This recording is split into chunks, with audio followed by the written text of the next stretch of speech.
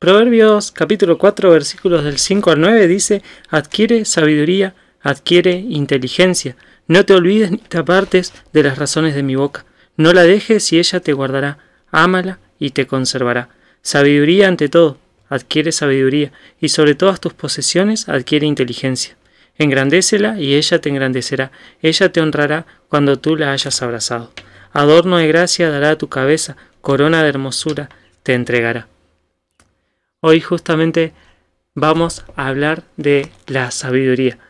Hoy vamos a analizar un texto de la epístola de Santiago.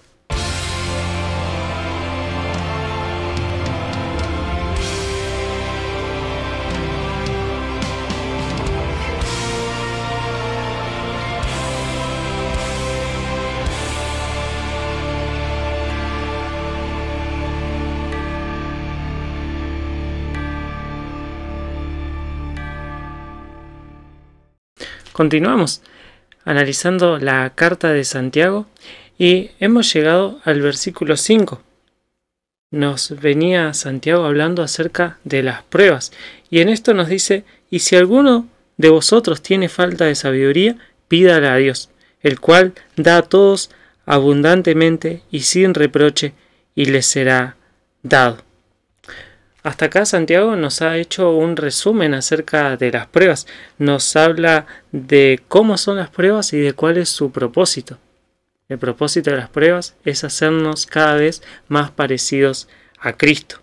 Y a partir de este versículo, del versículo 5, se enfoca en nuestra actitud ante las pruebas. Ya nos ha hablado de cómo son las pruebas, de cuál es su propósito. Ahora nos habla de nosotros, cómo es nuestra actitud ante las pruebas.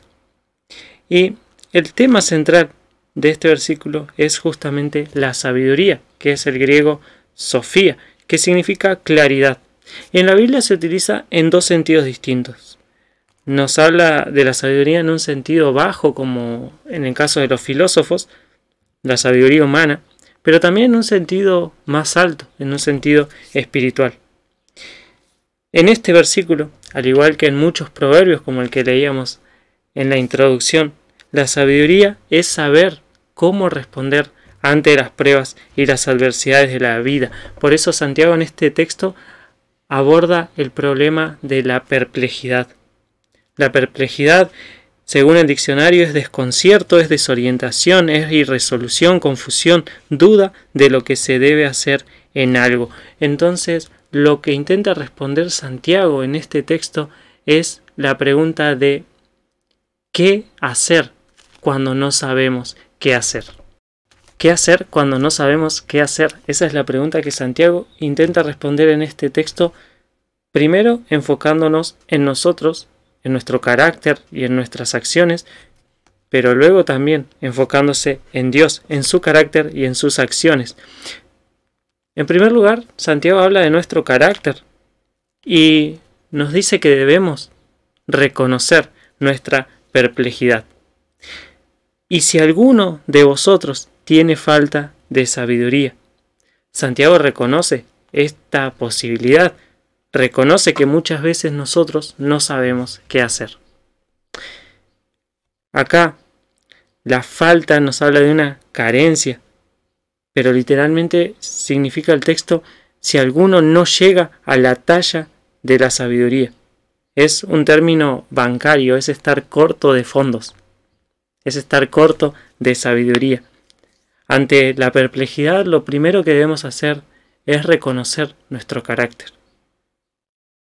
Debemos recordar que somos seres finitos, seres limitados, que nuestra sabiduría es finita, que nuestra sabiduría es limitada.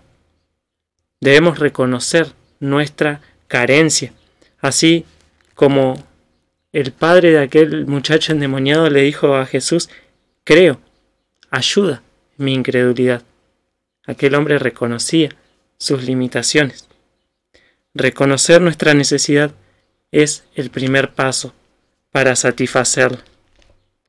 Jesús dice allá en Lucas 18, nos cuenta el relato, que a unos que confiaban en sí mismos como justos y menospreciaban a los otros, dijo también esta parábola.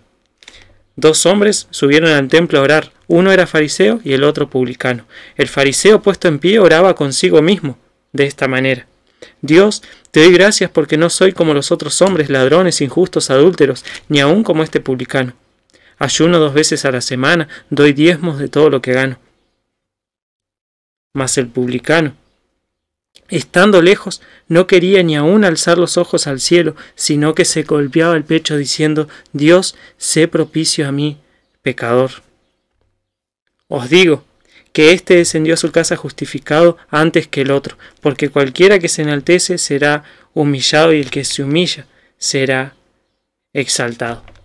Con la sabiduría ocurre lo mismo. Cuando nosotros no sabemos cómo actuar ante una situación, lo primero que debemos hacer es reconocerlo. Este publicano reconocía su pecado, reconocía su necesidad y por eso recibió el perdón de Dios antes que aquel fariseo que se jactaba de sus propias buenas obras, de sus propios méritos. Con la sabiduría ocurre lo mismo. Nuestro primer paso es reconocer la carencia que tenemos. Reconocer nuestra necesidad de sabiduría es el primer paso para obtenerlo. Lo primero que tenemos que hacer es reconocerlo, porque la falta de sabiduría no es un pecado. El orgullo sí lo es. La falta de sabiduría no es un pecado. El orgullo sí lo es. Dios resiste a los soberbios y da gracia a los humildes, nos dice el mismo Santiago unos capítulos más adelante. En primer lugar, con respecto a nuestro carácter, debemos reconocer nuestras limitaciones, nuestras carencias. Debemos reconocer nuestra falta de sabiduría. Y en segundo lugar, debemos hacer algo. Debemos acudir a Dios. Y si alguno de vosotros tiene falta de sabiduría, pídala a Dios. Si alguno de ustedes tiene falta de sabiduría, anótese a un curso, cómprese un libro, busque en Google, pregúntele a la inteligencia artificial. No. Si alguno de ustedes tiene falta de sabiduría, pídala a Dios. El término pedir hace referencia a una persona que se reconoce inferior, acudiendo a alguien con una petición. Esta misma palabra la encontramos en la Biblia en el pedir de un súbdito a un rey o de un mendigo a alguien que pasa por la calle. Y este verbo en el griego está en un presente continuo, es decir, literalmente dice que persista en pedir. Si alguno tiene falta de sabiduría, persista en pedírsela a Dios. No debemos hacer frente a las pruebas con nuestra propia sabiduría, confiando en nuestras propias capacidades, sino acudir a Dios en medio de esa perplejidad en busca del discernimiento, confesándole nuestra perplejidad y nuestra ignorancia. Está bien reconocer nuestra perplejidad, está bien reconocer cuando nosotros no entendemos lo que está pasando. Vemos esto en el caso del profeta Habacuc. Él dice: Señor, te llamo y no respondes. ¿Hasta cuándo seguirás así? Clamo a ti porque hay violencia y no haces nada por salvar a los que sufren. ¿Por qué me haces ver tanta maldad y perversión? ¿Por qué tengo que presenciar tanto saqueo y violencia? Hay pleitos y en los juicios la gente pelea entre sí. La ley no se cumple y no se hace justicia. Los perversos destruyen a los justos y no se hace justicia. Ahí Dios le responde a Habacuc y le dice que va a utilizar a los caldeos para castigar a su pueblo. Y Habacuc vuelve a quejarse y dice: Señor, ¿elegiste a Babilonia para hacer justicia? Roca mía, ¿creaste a Babilonia para castigar a Israel? Tus ojos son demasiado puros como para mirar el mal. Serías incapaz de observar la maldad. Entonces, ¿por qué no te molestas al ver a esos traidores? ¿Por qué callas cuando el perverso destruye al justo? ¿Seguirá Babilonia con su espada, masacrando sin compasión a las naciones? Debemos nosotros confesar nuestra perplejidad ante Dios, ante esas situaciones que muchas veces nos superan. Debemos reconocer nuestra perplejidad, porque el principio de la sabiduría es el temor de Jehová. El temor al Señor es un temor reverente, no es un temor que nos paraliza, sino que nos guía a buscar al Señor. Por eso, cuando no sabemos qué hacer, debemos acudir a Dios. Cuando no sabemos qué hacer, debemos acudir a Dios. Ese es el principio de la sabiduría.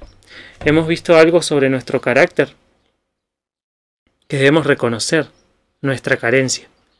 En segundo lugar, hemos hablado de nuestras acciones, que debemos acudir a Dios luego de reconocer esas carencias, a pedirle sabiduría. ¿Por qué? Porque también el texto nos dice algo acerca del carácter de Dios. Nos dice que Él es rico en misericordia. Y si alguno de vosotros tiene falta de sabiduría, pídala a Dios, el cual da a todos abundantemente y sin reproche.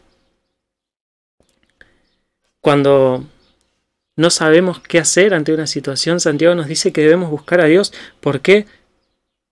Porque Él tiene un carácter bondadoso, y acerca de esto Santiago nos dice tres cosas.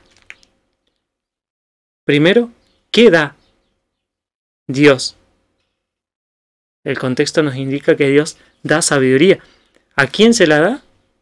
A todos los que la pidan con sinceridad. ¿Y cómo la da? En abundancia y sin reproche. Abundantemente, literalmente, significa la palabra griega con simplicidad de corazón, es decir, lleno de gracia, generosamente. Sin reproche. Dios no se enoja porque no sepamos qué hacer. Habíamos dicho, la falta de sabiduría no es un pecado. Dios no se enoja porque nosotros no sepamos qué hacer. Por el contrario, Él quiere mostrarnos cómo actuar.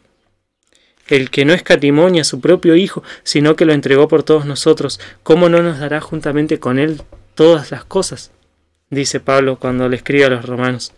Debemos saber entonces esto del carácter de Dios, que Dios es generoso, que Dios es bondadoso, que Dios es rico en misericordia, que Dios resiste a los soberbios, pero da gracia a los humildes, a aquellos que reconocen su necesidad y acuden a Él pidiéndole sabiduría, que acuden a Él diciéndole, Señor, no sé qué hacer en esta situación. Pero también nos dice algo sobre las acciones de Dios, que Dios da sabiduría a quien pide sinceramente. Si alguno de vosotros tiene falta de sabiduría, pídala a Dios, el cual da a todos abundantemente y sin reproche, y le será dada. Santiago nos da una certeza acerca del actuar de Dios basado justamente en la naturaleza de Dios. Dios es bondadoso y por eso nos da sabiduría a quienes se la pidan. Sin embargo, tenemos que notar algunas cosas, algunas pequeñas aclaraciones. En primer lugar, sabiduría no es conocimiento. Sabiduría no es conocimiento. El conocimiento es información. Nosotros podemos obtener información de un libro. Nosotros podemos obtener información de un curso, podemos obtener información de internet. Pero la sabiduría es el uso práctico de ese conocimiento. La sabiduría es saber cómo utilizar ese conocimiento. El conocimiento es como toda la información que nosotros podemos ingresar en una computadora. Ahora la sabiduría es como ese sistema operativo que sabe qué hacer con esa información. Nosotros podemos acumular y acumular conocimiento y aún así no ser sabios. En cambio, podemos tener poco conocimiento y saber usarlo, y eso nos convierte en personas sabias. La sabiduría que Dios nos da entonces no es información de cómo salir de las pruebas, sino la perspectiva correcta para aprender de ellas.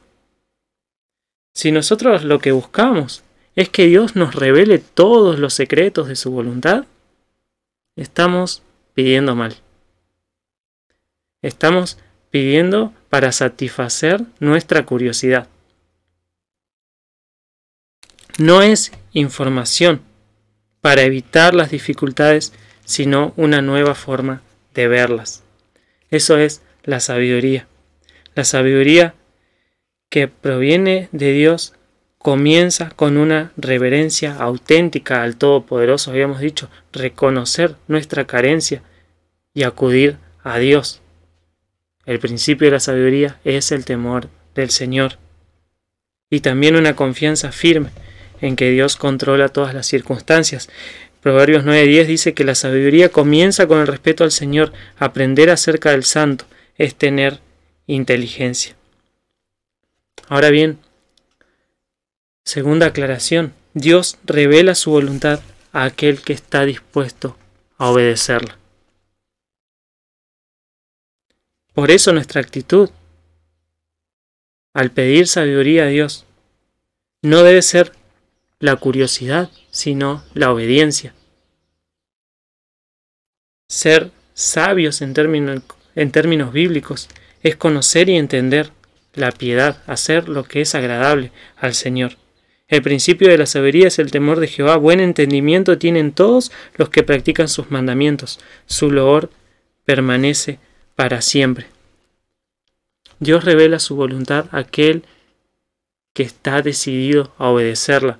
Nuestra actitud al buscar la sabiduría de Dios no debe ser la curiosidad, sino la obediencia. La Biblia no nos da respuestas específicas a cada situación de la vida, pero sí nos da principios generales de sabiduría que podemos nosotros aplicar a esas circunstancias.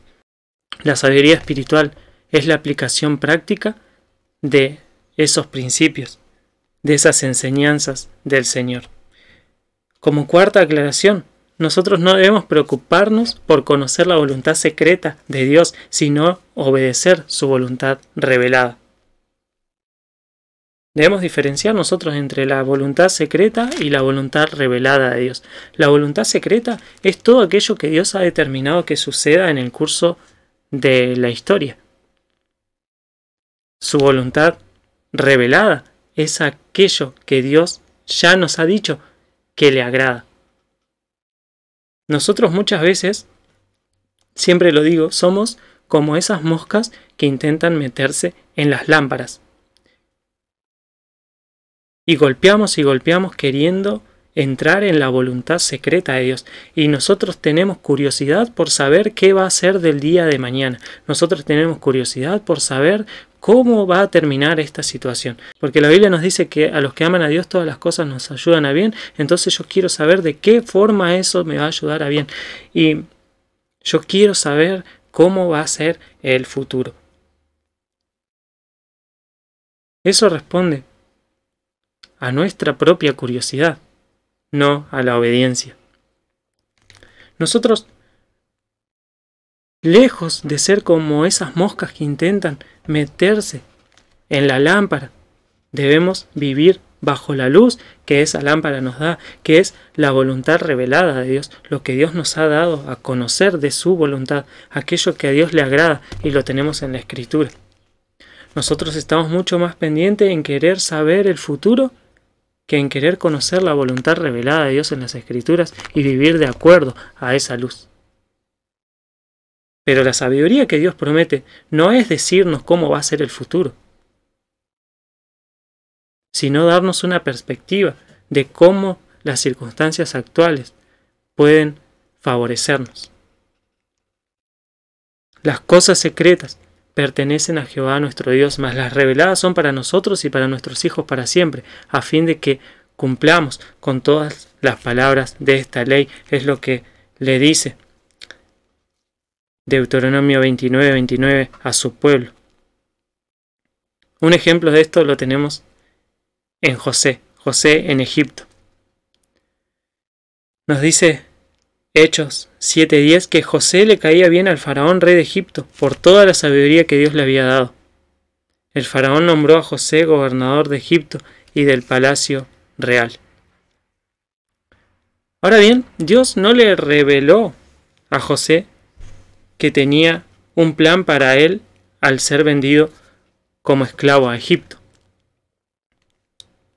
José debió sentirse perplejo ante esa situación. Sí podemos decir, bueno, José tuvo algunos sueños donde sus hermanos se inclinaban ante él. Sí, José tuvo esos sueños, pero en el momento en que estaba en la cisterna, en el momento en que fue vendido como esclavo, él no sabía que eso era parte de aquel plan. Él debió estar perplejo ante esas situaciones. Debió sentirse perplejo también ante las injusticias que vivió estando en la casa de Potifar, al ser echado en la cárcel. Pero aún así, ante la perplejidad, él se empeñó en agradar a Dios, en todo lo que hacía, hasta que finalmente pudo entender la obra de Dios. Y es así que recién al final de esa historia, José puede decirle a sus hermanos, ustedes planearon hacerme daño, pero Dios lo hizo para bien. Lo hizo para obtener los resultados que vemos ahora, para salvarle la vida a mucha gente. Si nosotros vivimos bajo la luz que nos fue dada, recibiremos mayor luz, pero si rechazamos esa luz, nos será quitada. Salomón también obedeció aquello que conocía de la voluntad de Dios. Nos dice el libro de Reyes que Salomón amó a Jehová andando en los estatutos de su padre David, solamente sacrificaba y quemaba incienso en los lugares altos. E iba el rey a Gabaón, porque aquel era el lugar alto principal, y sacrificaba allí. 1000 holocaustos sacrificaba Salomón sobre aquel altar. Y se le apareció Jehová a Salomón en Gabaón una noche en sueños, y le dijo Dios, pide lo que quieras, que yo te dé. Salomón se dedicó a vivir bajo los estatutos de su padre David, amando al Señor, obedeciendo lo que conocía de la voluntad del Señor. Cuando nosotros vivimos bajo la luz que nos da la voluntad revelada del Señor, recibiremos mayor luz. Es lo que hizo Salomón. Salomón vivió bajo esa luz que le había sido dada y obedeció eso de la voluntad de Dios que ya conocía. Nosotros muchas veces queremos conocer más qué es lo que Dios tiene preparado para el día de mañana, pero no obedecemos lo que ya sabemos de la voluntad de Dios. Salomón, en ese momento en que se le aparece el Señor, él reconoce su perplejidad, reconoce su insuficiencia ante los desafíos que se le presentaban. Salomón dice, no sé qué hacer. Yo no sé cómo actuar ante esta situación. Me has puesto como rey sobre un pueblo muy numeroso y yo no tengo idea de qué hacer. Entonces, ¿qué hizo? Acudió a Dios, la fuente de sabiduría. Salomón dijo, tú hiciste gran misericordia a tu siervo David, mi padre, porque él anduvo delante de ti en verdad, en justicia y con rectitud de corazón para contigo, y tú le has reservado esta tu gran misericordia, en que le diste hijo que se sentase en su trono, como sucede en este día. Ahora pues, Jehová Dios mío, tú me has puesto a mí, tu siervo, por rey en lugar de David mi padre, y yo soy joven y no sé cómo entrar ni salir. Y tu siervo está en medio de tu pueblo, al cual tú escogiste, un pueblo grande que no se puede contar ni numerar por su multitud. Da pues a tu siervo corazón entendido para juzgar a tu pueblo y para discernir entre lo bueno y lo malo, porque ¿quién podrá gobernar tu pueblo tan grande? Salomón vivió bajo la voluntad revelada de Dios, y en aquello que no supo qué hacer, pidió sabiduría a Dios. Y Dios se agradó de esto y le dio abundantemente y sin reproche. Y agradó delante del Señor que Salomón pidiese esto, y le dijo Dios, ¿por qué has demandado esto? Y no pediste para ti muchos días, ni pediste para ti riquezas, ni pediste la vida de tus enemigos, sino que demandaste para ti inteligencia para oír juicio. He aquí, lo he hecho conforme a tus palabras. He aquí que te he dado corazón sabio y entendido, tanto que no ha habido antes de ti otro como tú, ni después de ti se levantará otro como tú. Y aún también te he dado las cosas que no pediste, riquezas y gloria, de tal manera que entre los reyes ninguno haya como tú en todos tus días. Y si anduvieres en mis caminos, guardando mis estatutos y mis mandamientos, como anduvo David tu padre, yo alargaré tus días. Ante la perplejidad de la vida, ante la incertidumbre y ante lo desconocido, debemos aferrarnos a lo que ya conocemos. Que Dios es bueno y sabio. ¿Debemos pretender saber lo que va a suceder mañana? No, debemos aferrarnos a lo que ya conocemos. ¿Queremos conocer qué nos depara el día de mañana? Mejor, vivamos de acuerdo a lo que Dios nos ha dado a conocer para el día de hoy. Vivamos bajo la luz que ya tenemos y recibiremos mayor luz. Sabemos que a los que aman a Dios, todas las cosas les ayudan a bien. Entonces, ¿qué debemos hacer nosotros? ¿Saber cómo esas cosas nos van a ayudar a bien?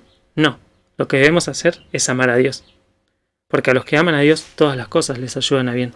¿Qué parte de eso nos toca a nosotros? Amar a Dios, obedecer a Dios. Debemos obedecer lo que ya conocemos de la voluntad de Dios y reconocer todo aquello que escapa de nuestro entendimiento. Reconocer todo aquello que escapa de nuestras manos, aquello que nosotros no podemos resolver, y pedirle al Señor que nos ayude a ver esas cosas con la perspectiva correcta. ¿Por qué me pasa esto a mí? No tengo idea. Solo sé que Dios es bueno y que Él controla todas las cosas, incluso las malas, para cumplir sus propósitos en todo el universo y también en nuestra vida. Espero que este video te haya sido útil, que este video te sea útil para esos momentos de perplejidad en los que no sabemos qué hacer, en esos momentos en que lo desconocido nos atemoriza. Aferrémonos a lo que ya conocemos de la voluntad de Dios. Vivamos bajo la luz que ya hemos recibido y recibiremos mayor entendimiento todavía. Espero que el video te haya sido útil. Si es así, dale like, deja tu comentario, compartilo con alguien a quien le pueda interesar. Suscríbete al canal, activa la campanita. Así no te perdés del contenido que compartimos habitualmente. Y nos vemos en la próxima.